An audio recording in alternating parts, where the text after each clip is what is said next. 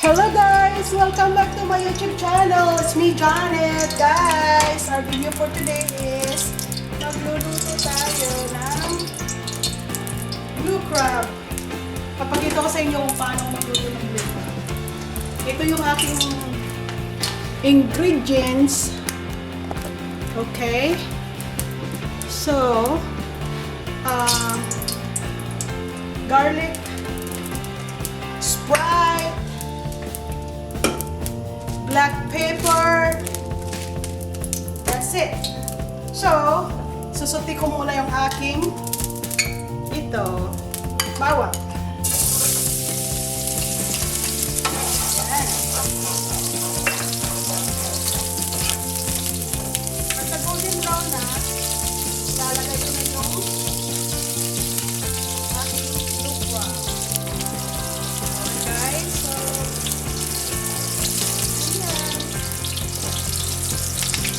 dahil yung ating blue crab ay lumalaban pa. So, lumalaban.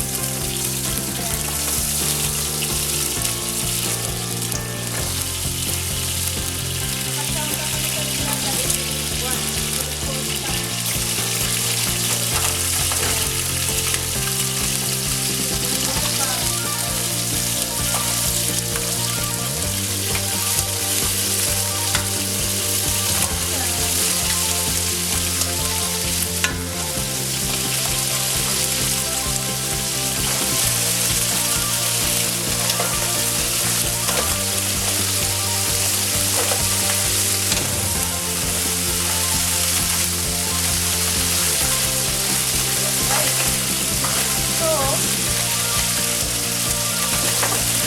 nilagay yung aking kasama ng Sprite.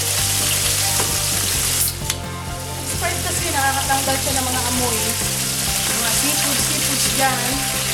So instead of using water, I use this kind of Sprite instead of water. Then, lalagyan ko na siya ng aking black pepper. Okay. So, just tingin mo lang guys. Okay.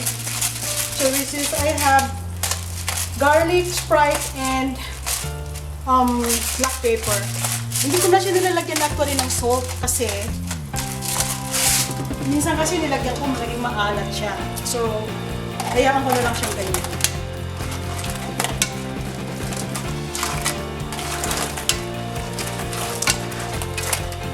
So, yan. Tsaka, although ginamitan ko na siya ng fresh na garlic, mag-a-add on ako ng konting granulated garlic powder na siya. Ayan. Ayan. Para mas masarap. Alright. So that's it. So hintayin na lang natin. Kailangan takpan ko. Ayan. Takpan natin. Oh, yung late ng bakit. Alright, it's okay. So, I'm just gonna put this on top of it. Alright. Ito na yung pinakasimpleng magluto ng blue crab, guys. Yeah. Meron nga kanina doon sa 88 rand, sabi niya sa akin, how did you cook this? Okay. But, pwede mo namang hindi isote yung garlic mo. Pwede mo namang i-put all together. It's up to you, but this is my technique how to cook blue crab, guys. Alright? So, okay. So, hintay-hintay na lang natin kapag namula-mula na. Then, titingnan natin ulit. Alright, guys. So, see you in a bit. Alright, guys. Buksan na natin. Tingnan natin kung buhay pa ba si blue crab. Hindi na. Ayan na. Malapit na maluto to. Dali lang na maluto. Dapat hindi mo i-overcook. Kasi pag na-overcook mo, hindi maganda. Magiging dry siya. At saka,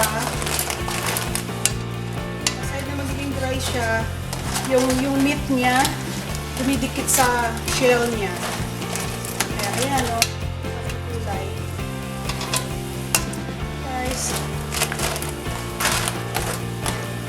so konti pa.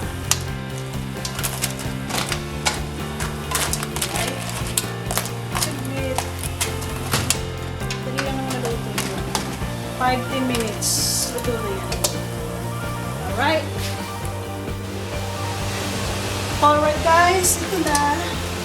Luto na yata ito. So, ito. Oh, wala.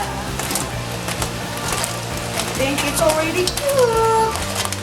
Yes guys, yes, yes, yes. Tanggalin na natin kasi luto na. Ang ating crab.